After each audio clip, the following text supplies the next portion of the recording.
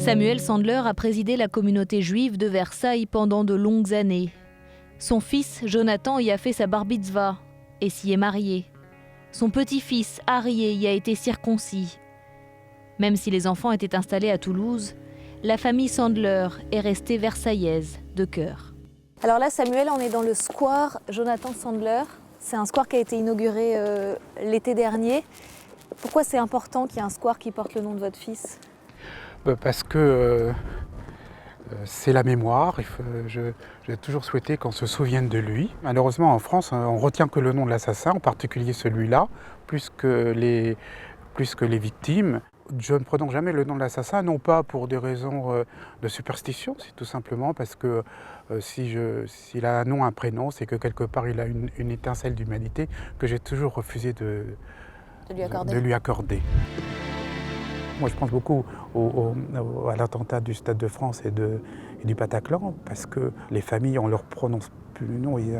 Je sais même parce plus. qu'ils sont très nombreux. Ils sont très très nombreux et ça va aller dans l'oubli. Et je crois que c'est terrible. C'est ce qui reste maintenant. C'est ce qui reste, c'est de penser aux victimes, notamment quand on inaugure un square, c'est un peu leur redonner un peu de vie. Et vous les avez vécus comment, ces attentats ? C'est toujours la même chose, parce que dans la quête du souvenir, etc., chaque attentat efface le précédent. Ça veut dire que les attentats du 13 novembre dernier ont fait un peu plus oublier votre fils et vos petits-fils ? Oui, mais ça c'est la nature, hein, c'est comme ça. Quand vous dites qu'en France, on connaît mieux le nom de l'assassin plutôt que celui des victimes, en particulier, oui, en particulier celui de Toulouse qui revient sans cesse et qui plus est, on le revoit dans des rushs à la télé, toujours souriant, etc. Il y a le nom et il y a l'image qui est associée ? Qui est associée, toujours.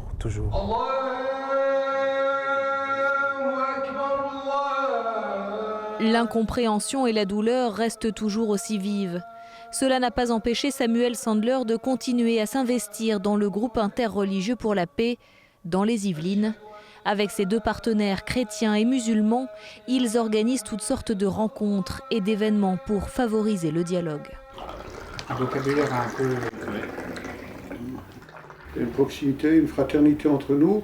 On a connu son fils avant qu'il se marie. Les gens connaissent Samuel et donc sa famille, elle nous est chère. Voilà. À Versailles, il y a 90% d'occidentaux, disons chrétiens. Il y a, je ne sais pas, 8 ou 8% de musulmans.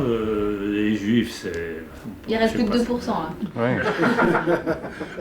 À l'époque actuelle, le dialogue entre chrétiens et musulmans est quelque chose d'urgent et qui se développe beaucoup, même qui rencontre aussi beaucoup de résistance. Mais le fait que depuis 12 ans, on soit tous les trois ensemble, juifs, musulmans et chrétiens, je pense que ça c'est une richesse. Quand on a débuté l'interreligieux, il y avait des frilosités de tous les côtés au soleil exposé.